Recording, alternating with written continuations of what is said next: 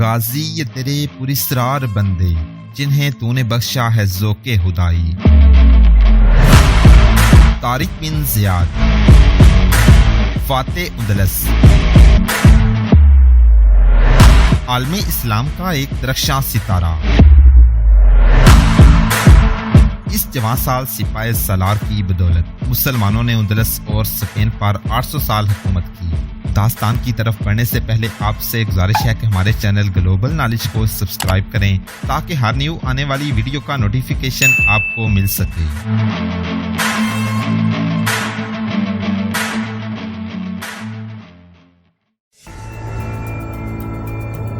गैर मुतासब तारीख नवीसों खसूसन मुस्लिम मोरहों ने लिखा है कि मूसा बिन नुसैर का ये हुक्म ठीक था। उसे फिक्र ये थी कि तारिक जो शीला जवान है कहीं ऐसा ना हो कि वो जोशो खरोश में आकर कहीं फंस जाए और जो इलाके फतह किए जा चुके हैं वो भी हाथ से निकल जाएं। जानबदाराना और गैर जानबदाराना आराज से कता नज़र मूसा बिन नुसैर का ये हुक्म कि पेश कदमी रोक दो जंगी नुक्ता निगाह से सही नहीं था। हम अपनी राय देने की बजाय तारिक बिन ज़ियाद और उसके सालारों की आरा और फैसला पेश करते हैं जो हर सफ़े अवल के मुस्तान मोरह ने रिकॉर्ड किया है। उसने सालारों को वहीं कब्रिस्तान के करीब रोक लिया। जोलियन को भी उसने इस गुफ्तो शनीद में शामिल रखा।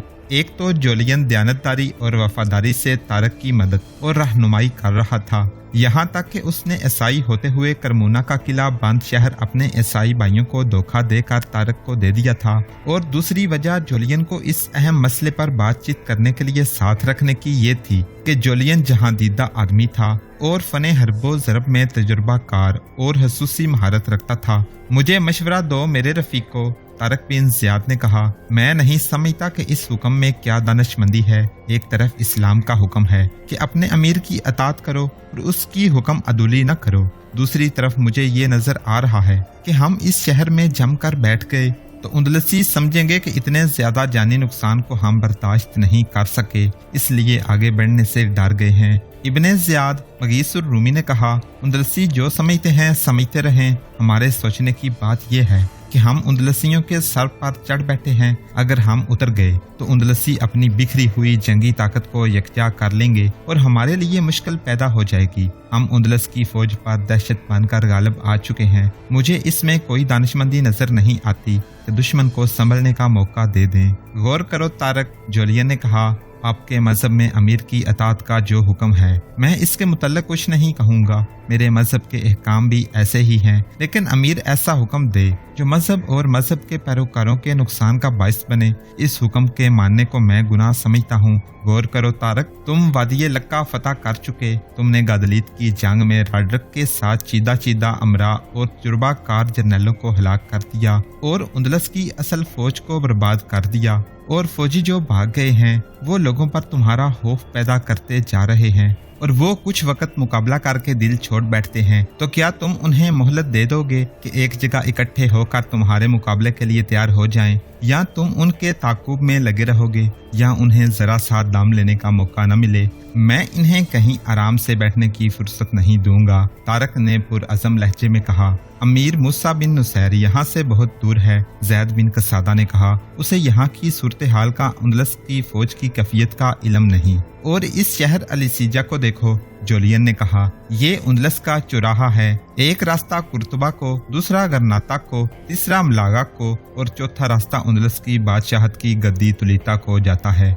अगर तुमने ये चारों शहर ले लिए तो समझ लो कि पूरा उंदलस ले लिया। तुम आगे बढ़ो। अमीर नाराज हुआ तो मैं उससे बात करूंगा। मैं खुद उससे बात कर सकता हूँ, तारिक ने कहा, लेकिन बातें बाद में होंगी। मैं आगे बढ़ूंगा। अपने अमीर के हुक्म को नजरअंदाज करके तारिक बिन ज़ियाद ने दूसरे शहरों की तरफ पेशकदमी का फैसला कर लिया। अपनी फौज को उसने दो हिस्सों में तकसीम किया। एक सलार ज़ैद बिन कसादा था, जिसे कुछ मोरहों ने ज़ैद बिन कैसरी लिखा है। इसे एक हिस्से की कमान देकर तारिक ने एक शहर मलकून की तरफ रवाना किया और दूसरे हिस्से को वो अपनी कमान में कुर्तबा की तरफ ले गया। किसी भी मोरह ने नहीं लिखा कि अलीसीजा में कितने मुजाहिदीन शहीद हुए थे। ये पता चलता है कि तादाद सैकड़ों नहीं हजारों थी, लेकिन कई हजार ताज़ा दम बरबर फतूहात की खबरें मिलने पर तारिक के पास आ गए थे। तारक ने कुर्तबा का मुहासरा कर लिया, लेकिन पहले रोज ही उसे मालूम हो गया कि इस शहर में दाखिल होना बहुत ही मुश्किल है।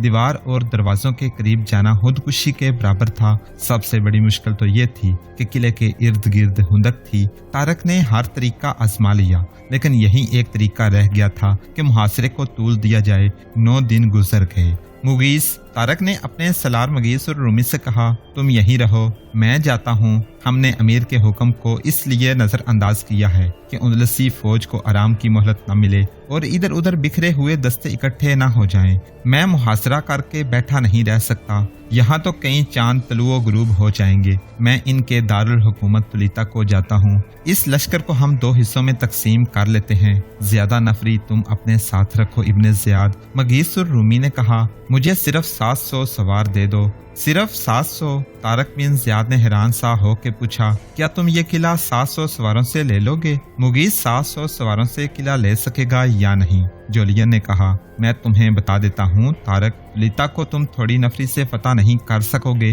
वो बादशाहों की गद्दी है। तुलीता उंदलस का दिल है। इसका दिफा बहुत मजबूत है।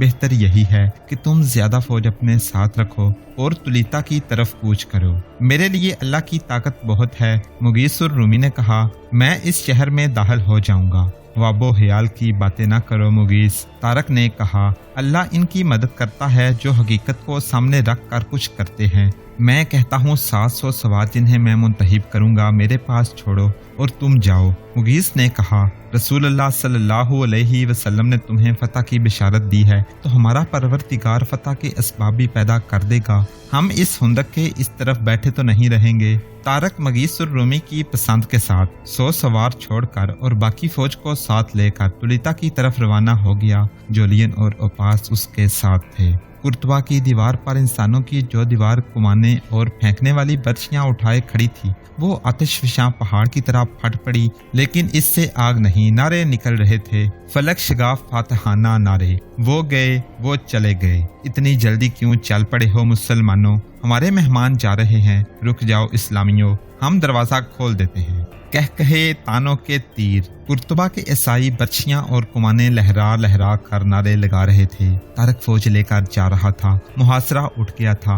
मगीस और रूमी अपने 700 सवारों को हुंदक से दूर पीछे ले गया था। कुर्तबा वाले इस खुशफहमी में मुब्तला हो गए थे कि मुसलमानों ने मायूस होकर मुहासरा कर लिया है। रात को शहर में जश्न मनाया जा रहा था। गिरजों में राहब और राहबाएं अपने रंग ढंग का जश्न मना रही थीं। अली सीजा से भागे हुए कुछ फौजी और शहरी कुर्तबा में पहुंचते थे और उन्होंने अली सीजा की लड़ाई की बड़ी होलनाक बातें सुनाई थीं। लोग खुश थे कि कुर्तबा से ये क़यामत टल गई है। इनके लिए बजा तौर पर ये रात जश्न की रात थी। कुर्तबा के करीबी जंगल में जहाँ छोटी बड़ी सरसब्ज टेकरियां थीं, मगीस और रूमी अपने सवारों से जरा हटकर जमीन पर कुछ बछाए नफल पढ़ रहा था। उसने नफल पढ़कर दुआ के लिए अपने हाथ उठाए और अल्लाह के हजूर गिड़गिड़ाया, तू वहदहू ला शरीक है रब्बुल इज्जत। तू जिसे चाहे इज्जत दे, जिसे चाहे जिल्लत दे। तू हर चीज पर कादर है। मैंने तेरे आसरे पर 700 सवारों से ये शहर फतह करने का दावा किया है। मैंने इस शहर का बादशाह नहीं बनना,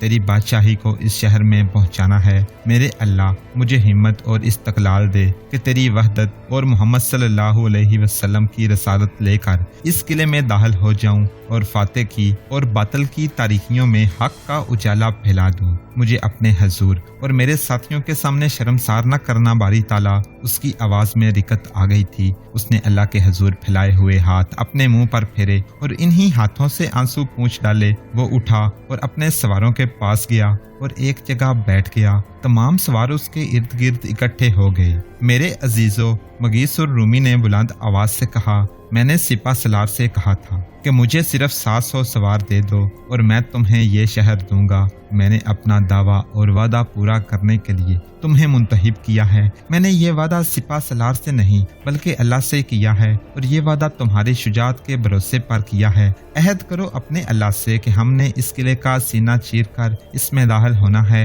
नहीं तो हमने यहीं जाने दे देनी है। अल्लाह तुम्हारे साथ है, तुम अल्लाह का साथ ना छोड़ना। हम तुम्हारे साथ हैं। सवारों की आवाजें बुलंद होने लगी। हम अहद करते हैं कि ये शहर ले लेंगे या जाने दे देंगे। सुबह तलू हुई। मुगीसुर रूमी अकेला चल पड़ा। वो किले और शहर पनाह को एक बार फिर देखना चाहता था। शायद ऊपर जाने या दीवार तोड़ने के लिए कोई मौजूद जगह नजर आ जाए। उन्होंने लिखा है कि एक गडरिया कुछ बकरियों को लिए जा रहा था। उसने मुगीस को सलाम किया। मुगीस उंदलसी जुबान समझ और बोल लेता था। क्या आप उस फौज के आदमी हैं जिसने हमारे बादशाह की फौज को मैदान से भगाया है? गडरिये ने पूछा। हाँ दोस्त, मुगीस ने जवाब दिया। क्या तुम मुझे अपना दुश्मन समझते हो? नहीं, गडरिये ने कहा। हम बहुत गरीब लोग हैं। हम किसी को दुश्मन बनाने की जुर्रत नहीं कर सकते। मुगीसुर रूमी ने उसके साथ दोस्ताना बातें की और आगे चल पड़ा। ठहरो, गडरिये ने उसे रोक कर कहा। तुम अगर शहर के अंदर जाना चाहते हो